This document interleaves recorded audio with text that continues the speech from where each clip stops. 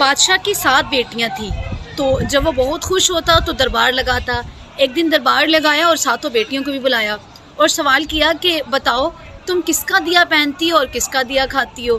تو 6 بچیوں نے کہا کہ ہم آپ کا دیا پہنتے ہیں اور ہم آپ کا ہی دیا کھاتے ہیں، لیکن 7ویں نے مختلف جواب دیا۔ اس نے کہا کہ میں اپنے رب کا دیا کھاتی ہوں اور جو میں پہنتی ہوں وہ میرا نصیب ہے۔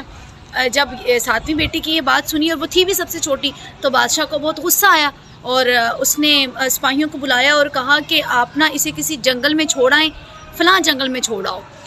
اسے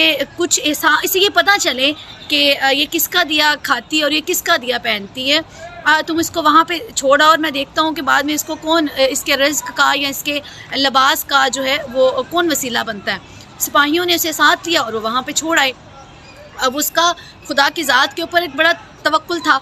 تو وہاں پہ کچھ دیر کے لیے بیٹھی روتی رہی، اور اس کے بعد سامنے کہیں ایک نظر پڑتی ہے تو ایک ہلکی سی نا لائٹ جل رہی ہوتی ہے، روشنی ہوتی ہے، تو جب مزید آگے بڑھتی ہے تو آگ جل رہی ہوتی ہے، اور وہ جب آگ جلتی ہوئی دیکھتی ہے تو اس کے اور قریب جاتی ہے، مزید آگے جاتی ہے تو ایک جھونپڑی نما گھر ہوتا ہے، اور وہاں سے نا باہر سے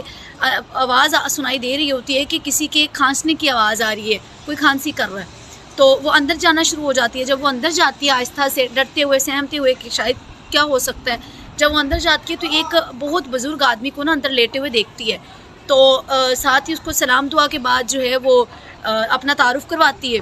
تو وہ کہتا ہے کہ اس رات یا اس پہر بیٹا تم یہاں کس طرح پہنچتی ہو؟ تو وہ اپنا سارا قصہ بیان کرتی ہے۔ تو وہ بزرگ اس کو کہتے ہیں کہ تم اب یہاں پہ رہو، اور میں نا شہر کا رخ کرتا ہوتا ہوں، تو پھر میں 4-5 دن جو ہے وہ وہاں سے پیسے کمانے کے بعد پھر میں اپنی یہ جو جھونپڑی ہے وہاں پہ آ کے رہتا ہوں، تو اب میں صبح جاؤں گا شہر اور تم جو ہے وہ اس جھونپڑی میں رہنا۔ کہتی ہے ٹھیک ہے، اور اس نے نا ایک بکری بھی پال رکھی ہوتی ہے، تو وہ وہاں پہ رہتی ہے، اور کہتا ہے کہ کچھ چیزیں ہیں کھانے کے لیے، باقی جب میں آؤں گا تو تب لے آؤں گا، اور یہ بکری جو ہے یہ چونکہ وہ دودھ بھی دیتی ہوتی ہے تو تم یہ بھی دھو لینا اور تم جو ہے نا وہ اپنا گزر بسر کر لینا۔ کہتی ہے ٹھیک ہے، آپ فکر مند مت ہوں، میں رہ لوں گی۔ وہ چلے جاتے ہیں۔ اب وہ کچھ کھانے پینے کے سامان کے بعد جب وہ بکری کا دودھ ہوتی ہے تو ایک گلاس وہ خود پیتی ہے، اور ایک گلاس جو ہوتا ہے وہ کسی باؤل میں نا جو نکال کے تو باہر جہاں پہ اس کا گیٹ ہوتا ہے یا جو بھی چیز ہوتی ہے، اپنے کہہ لیں کہ وہ اپنے کمرے کے باہر جو ہے نا ایک مخصوص سی جگہ ہوتی ہے، وہ وہاں پہ وہ رکھ دیتی ہے۔ اب رات کو وہ رکھ کے سوتی ہے تو صبح کیا دیکھتی ہے کہ اس باؤل میں نا دودھ بالکل بھی نہیں تھا، وہ ختم ہو گیا ہوتا، کوئی جانور جو تھا وہ دودھ پی گیا تھا۔ تھوڑا سا آگے دیکھتی ہے تو اس کو وہ نشان نظر آتے ہیں، تو وہ شاید کسی سانپ کے نشان تھے گزرتے ہوئے، تو وہ تھے۔ تھوڑا سا آگے سامنے دیکھتی ہے تو اس کو نا قیمتی جواہرات ملے جو ہے وہ نظر آتے ہیں، تو وہ بڑا خوش ہوتی ہے ان کو دیکھ کے۔ وہ وہاں سے اٹھاتی ہے اس کو اور وہ جو ہے وہ اندر لے آتی ہے۔ اگلے دن بھی وہ یہی عمل دہراتی ہے، پھر اس سے اگلے دن بھی وہ یہی عمل دہراتی ہے، پھر اس سے اگلے دن بھی وہ یہی عمل کرتی ہے۔ جب تک وہ بزرگ واپس آتے ہیں تو تب تک وہ جواہرات کی تعداد میں اضافہ ہو گیا ہوتا ہے، اور وہ تقریباً 7-8 ہو چکے ہوتے ہیں۔ تو وہ جواہرات پکڑتی ہے اور وہ اس بزرگ کو دیتی ہے اور کہتی ہے کہ آپ نے اس کو باہر جو ہے وہ کہیں لے کے جائیں اور اس کا پتہ کر کے آئیں کہ اصل قیمت اس کی کیا ہے۔ تو جب وہ اس کو باہر لے کے جاتے ہیں اور اس کو اصل قیمت کا پتہ لگاتے ہیں تو پھر معلوم ہوتا ہے کہ یہ جو جواہرات ہیں یہ ہیرے کے ہیں۔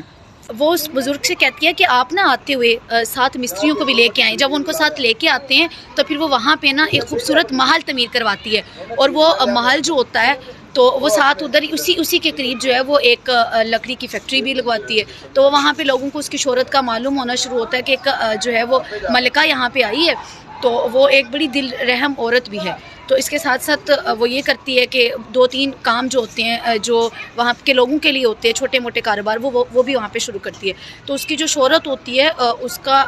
پتہ چلتا ہے اس وقت کے بادشاہ کو، تو وہ کہتا ہے کہ میں اس سے ملنا چاہتا ہوں۔ تو وہ پیغام بھجواتا ہے، تو وہ کہتی ہے کہ اس سے کہیں کہ وہ اپنی نا جو 6 بیٹیاں ہیں ان کو بھی ساتھ لے کے ہیں۔ وہ ان کو بھی ساتھ لے کے آتے ہیں۔ وہ ایک بڑی خوبصورت محل جو ہے وہ محفل میں انعقاد کیا ہوتا ہے اس نے، تو کہتی ہے ان سب کو ساتھ لے کے ہیں۔ تو وہ خود بھی اس نے جو یہ والی جو شہزادی ہوتی ہے اس نے بڑا خوبصورت اور قیمتی لباس پہنا ہوتا ہے، زیورات پہنے ہوتے ہیں۔ تو وہ کہتے ہیں کہ لیکن نا وہ نقاب کیا ہوتا ہے۔ تو وہ کہتی ہے کہ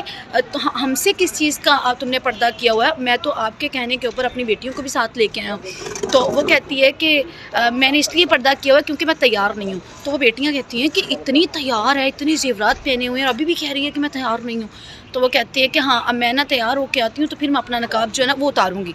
تو اسی اسنا میں وہ تیار ہونے کے لیے جب جاتی ہے